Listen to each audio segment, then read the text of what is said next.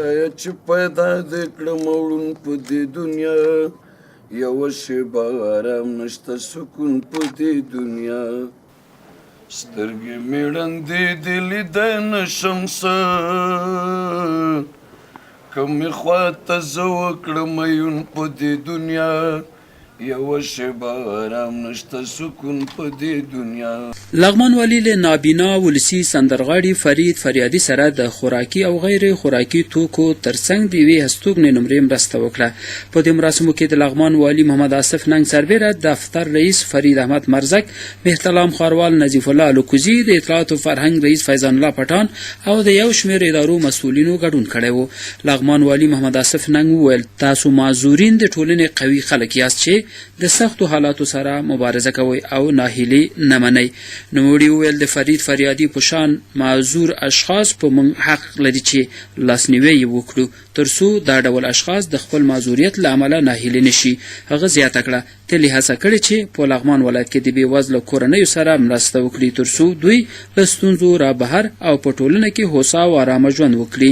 اول له رسنیو نه مننه کوم چې په خاصه توګه امریکا غږ د یو مظلوم اواز یې پورته کړو او مظلومین ډېر دي، یعنې اوازونه به ډېر دي چې هغه یې پورته سوي نه دي یا مایک ورته نیول سوی نه ده چې د دوی اواز ورسوي. منتها من حیث د واجب زه فکر کوم هغه مظلوم بیچاره ته یو شخص په ارتباط باندې د استغاثې غوښتنه سوې وه چې موږ ورته رسیدګي وکړه. هم یې یو نومره ځمکه د کور ورکړله ډېره بارزښته، او هم هغه د کور د څو میاشتو راشن او مصرف نو انشاءالله توجه ورته کوو. اما په عموم کې زما هیله دا ده چې میکانیزمونه جوړ سي، داسې میکانیزمونه چې د ټولنې غریب ته، غربت ته، بیچاره ته، د لاسنیوي قابل خلکو ته لاسنیوی وسي. نو زه بیا هم دا کار چې سوی ده دا ډېر غټ کار نه بولم، اما په دې خاطر چې یو اواز تر موږ راورسېد، هغه یو اواز ته موږ لبیک ویلی ده، رسیدګي هم کړې ده، نو دا د قدر وړ. د یادونې وړ ده چې څه موده وړاندې امریکا غږ اشنا راډیو تلویزیون او پژواک خبري اژانس د حکومت څخه د فرید فریادي ګیله او ناهیلي د خلکو غوږونو ته رسولې وه. دا د نن لغمان والي محمد آصف ننګ د فرید فریادي ګیله پر ځای کړه او په راتلونکي کې ورته د هر راز همکاریو ډاډ ورکړ. په ورته مهال ولسي هنرمند فرید فریادي لغمان والي څخه مننه وکړه چې د سره یې مرسته ترسره کړه.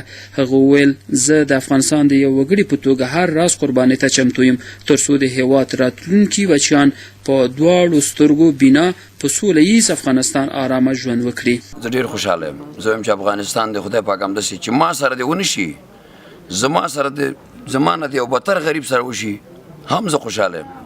زما په وینه باندې چې افغانستان جوړېږي زما وینه د دې وطن نه قربان او د دې والي صاحب نه قربان، د دې ښاروال صاحب نه چې زما کور ته راغلی پرون زما قدرداني کړې.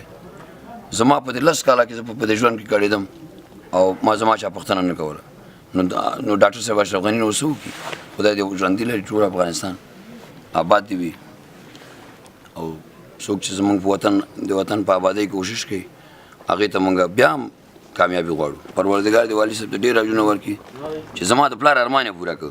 ځکه زما په ژوند کې همدا ارمان و چې خدای زه په ژوند کې قرضداره شم، پلار کور مې خرڅ کړ او دا یو کور خو پلار ته زه واخلم.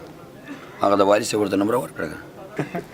زه په خدمت کې یم والي صاحب، وی علامه ګورو دا زموږ د ژوند سند او دا ډول ورمونه ده او قلا په قلا کړو. دا ورقه د قاري صاحب ته د یو نمرې ځمکې ورقه دا والي صاحب ته قیمتي ده. ښه ډېر ښه. او بیا هم درته وایم چې زموږ د پاکې خاورې دښمنان دې تل برباد وي، وطن دې زنده باد وي، والي صاحب دې زنده باد وي، ټول افغانستان دې زنده باد وي.